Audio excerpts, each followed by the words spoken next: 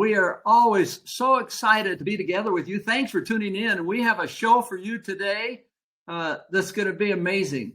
Our guest today is a speaker and trainer commonly described as riveting, and he is a fun person. He claims his daughter doesn't really believe that statement, but his one-of-a-kind blend of business experience, research, storytelling, tools, sprinkles of humor, and high-octane delivery opens hearts and minds.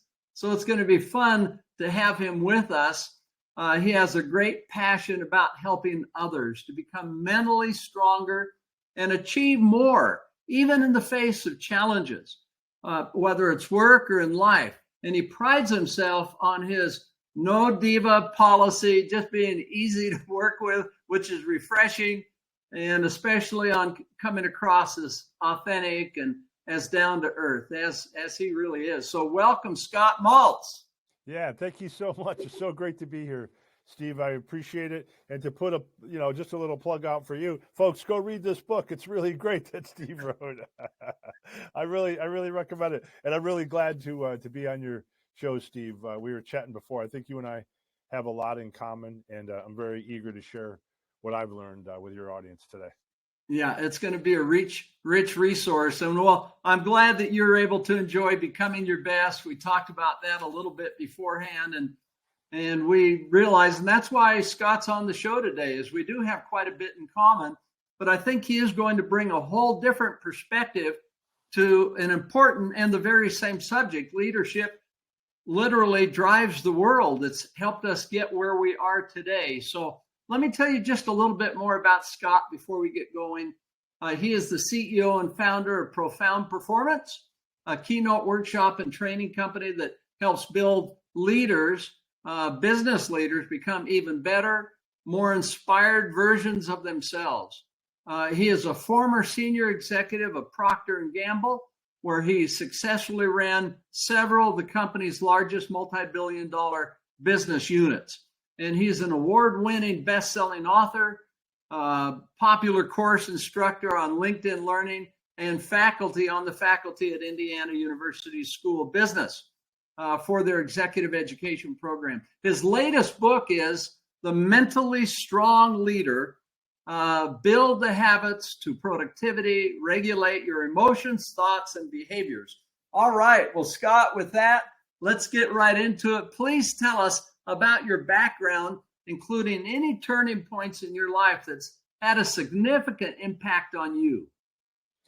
Well, I grew up in the corporate world, Steve, as you may have mentioned in my opening, where I spent several decades in a variety of different corporate companies, just kind of working my way through the whole time, really trying to pay attention to what makes great leaders great, what makes achievers achieve.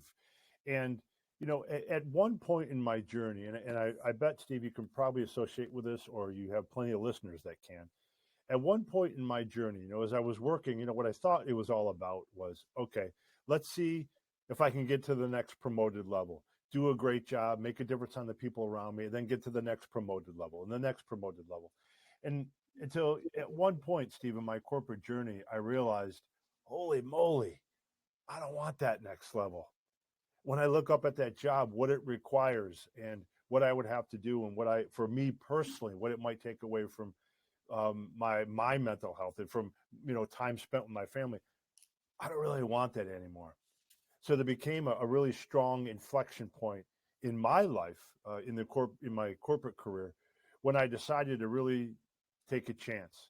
When I decided to turn down, that next level promotion, and I decided to make a leap and broaden my platform for making a difference with the spoken and the written word, which is what I do today. I speak all over the world, and I teach courses, and I write books to share what I've learned about leadership, and of late to share what I've learned about mental strength, which we're obviously going to talk more about. And it was that inflection point, Steve, for me, where I really had to take a risk in my life and say, I got to believe that I can do this. I have to believe in my ability to expand my portfolio, for making a difference in people's lives. And I'll tell you, when I made the leap, Steve, it was the best thing I ever did in my life. So now I work for myself and with my teammates here at Profound Performance, our keynoting and workshop company. And I'm just so proud of all we've accomplished since that moment. How long ago, Scott, did you have that experience where you came to that realization, decided to take the leap and do what was in your heart? Yeah, it was about 12 years ago, and 12 or 13 years ago. And I actually even started writing my first book while I was still in the corporate world, just trying to, get my reps in as a writer. And I started speaking an awful lot around the company. And then, of course, outside of the company on weekends as kind of like a side gig, if you will, trying to hone my reps and hone what I wanted to talk about and hone what I was interested in. Yeah, it was. I even stayed in corporate for a while on the side I was testing out this philosophy of, trying to broaden my platform for making a difference. That's how long ago it was now. Seems like just yesterday, but I've been energized even more so ever since. Oh, that's wonderful. And tell us about your book. When was it published, but what went into that book? How did it come about? Yeah, well, the book is coming out May 7th, and depending on when listeners, hear this, and maybe it's already been out by then, but May 7th, 2024. The title is The Mentally Strong Leader, and it's a book, obviously, about mental strength. And I'll break that down for the listeners into kind of two pieces. First and foremost, at its root level, Steve, mental strength is the ability to regulate your emotions, your thoughts, and your behaviors for productive outcomes, despite the circumstances, yes, even in adversity. And as I like to say, said another way, it's managing yourself internally so that you can lead externally with brilliance. And here's the thing, Steve. I think most of us intuitively already understand that to be able to succeed, you have to be able to regulate your emotions and your thoughts and behaviors. But guess what? Doing that is really, really hard. It's really hard to do it. But the good news is that if you know how to build the specific habits to increase your mental strength, it's almost like training your brain for achievement. And I'll explain. I've been researching the topic of mental strength for quite a long time now, Stephen. One piece of research really drove me to the fact of I have to get what I've learned out into the world. Okay. I asked over 3,000 executives a central question. Thinking of the highest achieving organizations that you've ever been part of, and I encourage you to do the same, Steve, as I'm asking you. Thinking of the highest achieving organizations you've ever been a part of that overcame the most obstacles. What were the attributes of the key leader of that organization at that time? And we found, it blew me away. In the research, I found that 91% of respondents, 91.2 to be precise, all described the same profile of the same type of leader, a mentally strong leader, which for further definition, the second half of the definition of mental strength equates to 6 mental muscles. And the respondents at the time didn't know this, but they were describing people that were mentally strong because they were describing 6 mental muscles that they were flexing. There were leaders that showed tremendous fortitude, confidence, boldness, goal focus, the ability to stay focused on their goals, incredible decision-making skills, and even great messaging skills. What's the messaging that you give to the troops? Is it positive in nature? Is there a quality of your intent and a quality to your presence? Is there a level of engagement to that? So fortitude, confidence, boldness, decision-making, goal focus, and messaging were the things that I heard back over and over again that these leaders that achieved despite adversity would show over and over again. And it matches up with what equates to mental strength. And it also makes sense, Steve, because those 6 mental muscles are the ones that require self-regulation skills. They require habits to be really good at that. You can't just stay confident forever. Things happen. You have to go back and strengthen that confidence muscle over and over again. You can't just have unending resilience and fortitude. You have to go back to the well and strengthen that muscle. You have to self-regulate negative thoughts that get in the way of you being resilient over and over again. So all of that is why I say, Steve, that mental strength is the leadership superpower of our times. Okay, good answer. Now, being an author and knowing the regimen that it takes, the discipline and the thought to create ideas and to really walk through it in your own mind and understand how it can have great power ultimately in your actions. I am just guessing here, Scott, that where you talk about regulate your emotions, thoughts, and behavior, is I'm just thinking about those. Those are all important. And you've probably put those in order for a reason. Because, and so talk about that. That's a big deal. Emotions precede thoughts, and thoughts definitely precede behaviors, and behaviors deliver the results that you get. And so if you want to end up with excellence, you need to really be thoughtful about, well, how do I manage my emotions? I get it. How do you regulate them in your world? But then they directly flow into the thoughts that you can have, and the thoughts are the magic that impact your behavior. So do you mind talking about what you went through on that and what your thinking was? You did a fantastic job of summarizing that all together. But you're exactly right, Steve. The emotions are the blueprint that we have inside of all of us that will really create a certain thought pattern. The thoughts that we have lead to behaviors. And the thing about the three working together, Steve, is it can be daunting to someone to say, okay, I got it. Mental strength, I have to be able to regulate my emotions, thoughts, and behaviors productively, even in adversity. I got that. That sounds daunting to do all three of those. That's why the mentally strong leader is based on habit building science that allow you to regulate all three in order or not in order, emotions, thoughts, and behaviors. Meaning, here's what I mean. Habit building science teaches us a couple of core things have to happen for you to be able to build a habit. You have to have repetitions, first and foremost. Makes sense, right? If you want to create a habit of anything, you have to have repetitions. So the over 50 plus proven tools in the mentally strong leader to help you build the habits to create those stronger mental muscles, they're all designed as systems and frameworks so that you can get your reps in over and over and over again to build the habit that will help you control your emotion, your thought, or your behavior. Two other pieces of habit building science that also help you with all three of those, emotions, thoughts, and behaviors. Habit building science teaches us, Steve, that you have to know what the first small step is to take in building a habit.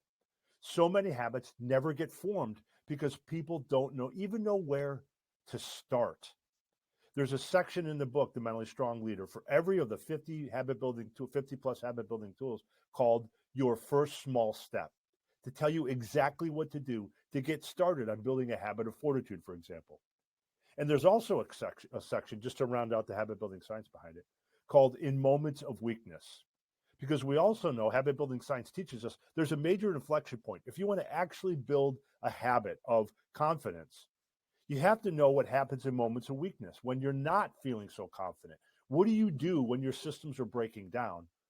And the mentally strong leader also helps you with that as well. So whether it's emotions, thoughts, and behaviors in that order, which it most often is because of the flow of the psychology of it, or it's out of order, the habits you can build through the mentally strong leader will help you regulate all of those. Yes. Right. I'm just thinking about mental health for an emotion for a second. And, that's a big part of emotion and it flows into the others. And I think most of our listeners would agree and have read the research. And when a person is happy and upbeat and has a positive frame of mind, it's much easier to think positive thoughts, constructive thoughts. How do we solve problems, which then leads right into our behavior? What's been your experience, Scott, on how to have a healthy set of emotions? How do you regulate your emotions to generally try to be upbeat and positive? What have you found? The first good piece of news is that the opposite, Steve, of mentally strong is not mentally weak.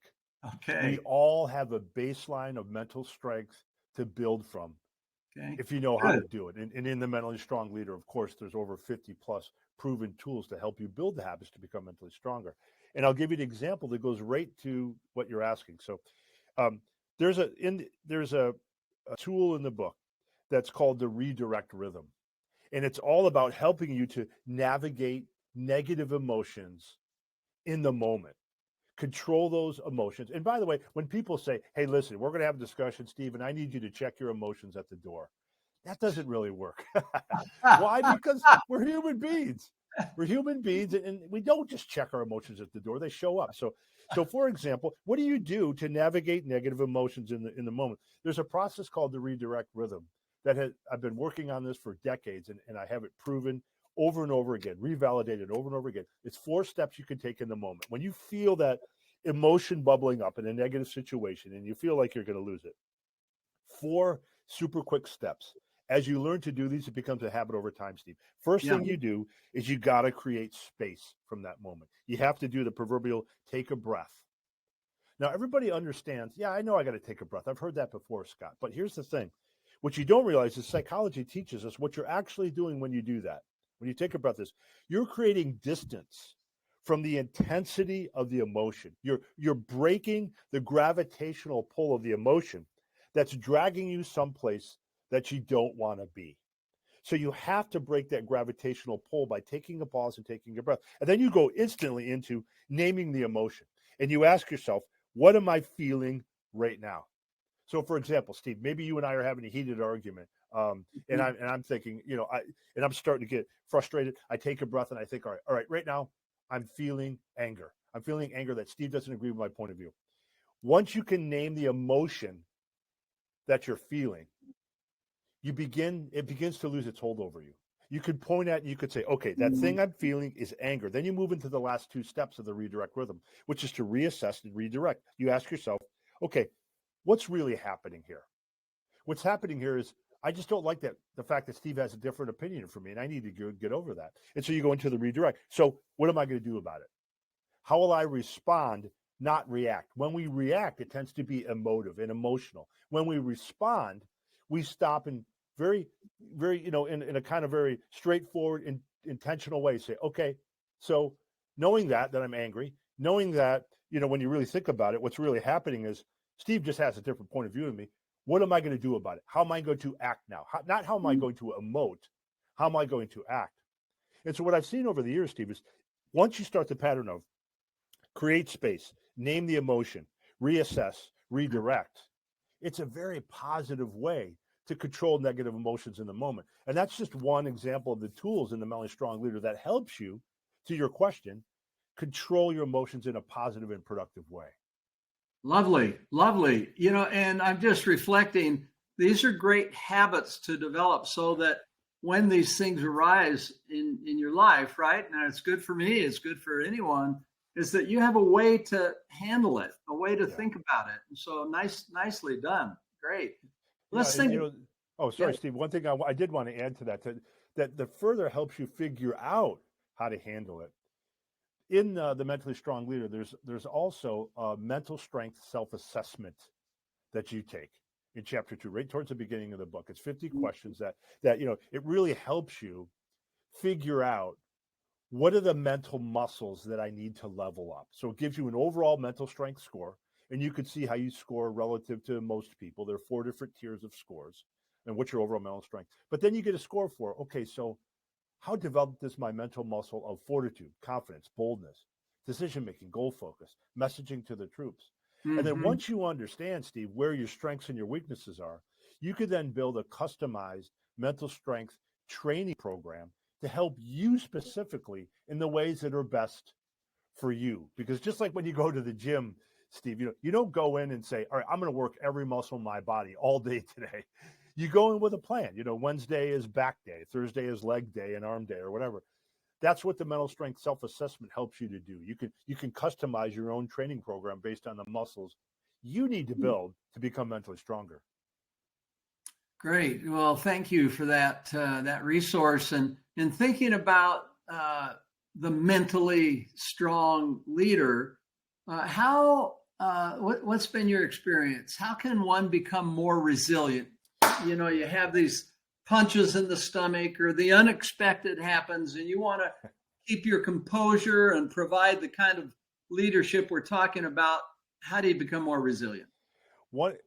I have many tools in that chapter of the Mentally Strong Leader on building resilience and fortitude. One of my favorites that folks tell me they like a lot is, we don't often think that a core part of building your resilience, Steve, is getting better at problem solving, right? It's almost by definition in resilience. Resilience means something has been presented that's a problem. You got to figure out a way through that problem. But there's a trap that many of us fall into when it comes to problem solving called the static trap. And if your listeners can be aware of this, it can help them to be better problem solvers and more resilient. The static trap is this. First, it starts by when you are being static, meaning you're denying that a problem exists. And tell me if this sounds familiar at all, Steve, right? You're in an organization and you can see that people are doing nothing about it. They're ignoring the problem. They deny it doesn't exist until the problem can no longer be ignored. Then you're not just being static, then you start to create static. Meaning, now that the problem can't be ignored and it's on the surface, you start to distort the problem. You make excuses for why the problem really exists. You downplay its impact. You redirect attention by finger pointing. And then, even when you admit the problem exists, you move from creating static to remaining static, doing nothing about it. Still sticking your head in the sand, hoping that it just goes away. And of course, the solve to the static trap is to begin to recognize the signs of problem denial, which I go depth in that tool in the Mentally Strong Leader. So that's one way that you can really increase your fortitude, is to avoid the static trap. Okay, yeah, and jump in and say, how can I be a productive change agent here, facilitate getting to a better place? Yeah. Okay, that's good stuff. Well, now let's see, in the whole process of business and life generally and our personal lives, sometimes things happen and we feel like we need to have an important conversation with someone for whatever reason. And that might be, we're afraid of offending them, or we think things need to get to a better place. What's your recommendation about how do you have a difficult conversation like that? Yes. Where you make it productive, you end up in a good place, and that's all about leadership. Yes. In the Mentally Strong Leader, there's a tool that, where I talk about the importance of preparing for and conducting a difficult conversation, because there are two pieces of the pie there.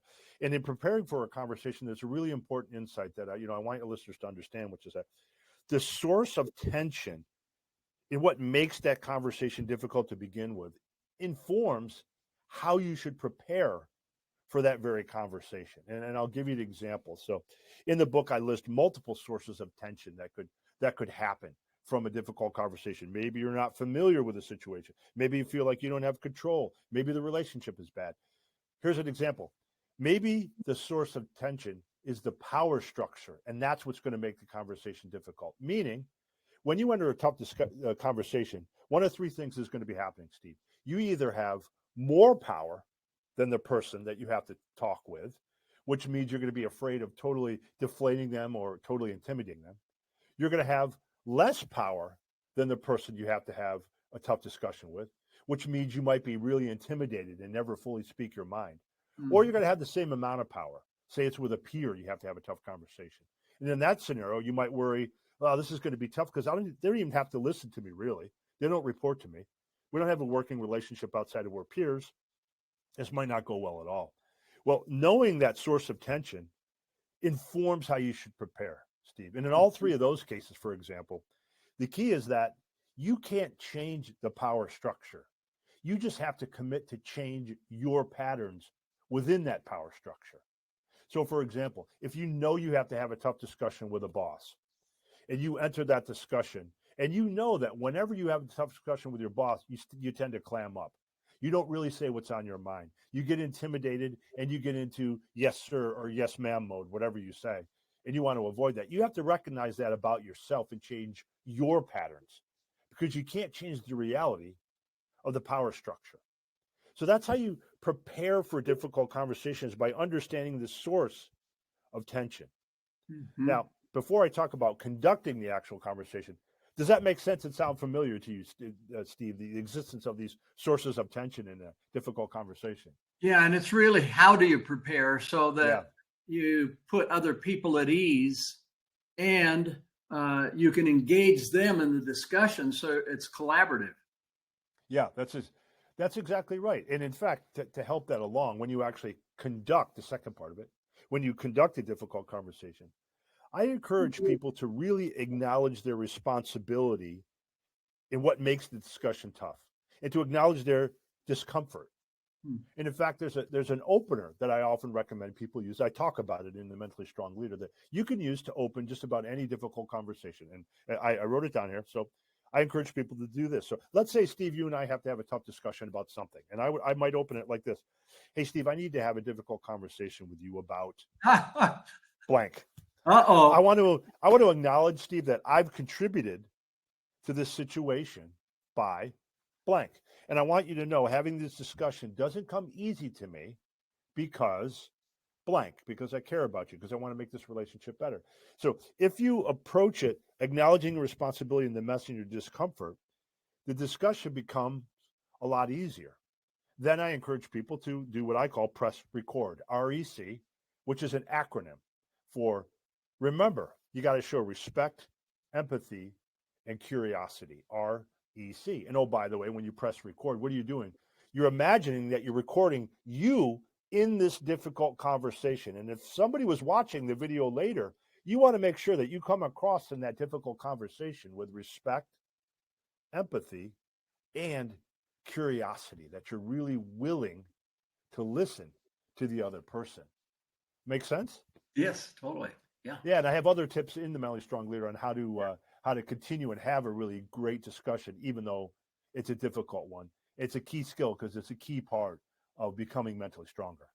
Yeah, and then how do you then join together to come up with a great outcome? Yeah, because that's really where you want to end up in the first place. Well, I'm always like in total shock how fast these interviews go. We're at the end already, and I've loved your ideas, your thoughts. I'm going to love reading your book, listening to your book. Do we have it? Will it come out on Audible when it comes out? Yeah, indeed it will. The book comes out May 7th, and I think it'll be out on Audible, I think, a week after that. Okay, well, that's coming right up. You've got to be excited about that. Yeah. I'm really excited about it. I really do believe, Steve, that mental strength is the leadership superpower of our time. It's how achievers achieve. It's what makes great leaders great, especially in today's work world. And I'm really excited to get it out there into the world. Okay. Any final tips you'd like to leave with our listeners before we wrap up today? Yeah, I think just to remember that, while mental strength is by definition, regulating your emotions, your thoughts, and your behaviors for productive outcomes, even in adversity, I don't want the listener, Steve, to feel intimidated by that. Yeah. Because we really do. It is really true. The opposite of mentally strong is not mentally weak. We all already have a baseline that we can build from. You just have to know how to build the right mental muscles with the right habit building tools, which is why I wrote and worked so hard on the Mentally Strong Leader. And, I don't want your listeners to be intimidated by it, because using the book, you're going to have a real plan that you can put together. Actually, what I call a map, a mental action plan that you can put together at the end of the book that allows you to have a customized mental strength training program. Yeah, terrific. How can people find out about what you're doing, Scott? You bet. Go to scottmautz.com, SCOTTMAUTZ.com. And I put together a free gift for your listeners today, Steve. If they go to scottmautz.com/mentally strong gift, all one kind of cluster of words, scottmautz.com/mentally strong gift, they can download a free 60-page PDF, which includes the mental strength self-assessment if you want to get a head start on that and find out how you score on mental strength on each one of those 6 mental muscles. And it includes prompts in there to help you get the most out of the book, The Mentally Strong Leader. Wonderful. Well, thanks so much, Scott, for being part of the Becoming Your Best show today. Loved your ideas and wish you the best in all that you're doing. Thank you so much, Stephen. Thanks for what you do and keep on doing it. It helps us all be our best. Okay. Yeah. Thanks so much. And to our listeners, so grateful to have you with us today. And hopefully you found something that you can apply right away. And we admire you. We admire you for your dedication to try to be better at what you do. I love this focus on good, better, best, and it's never ending. So you're touching people every single day. This is Steve Schallenberger signing off. Have a good day.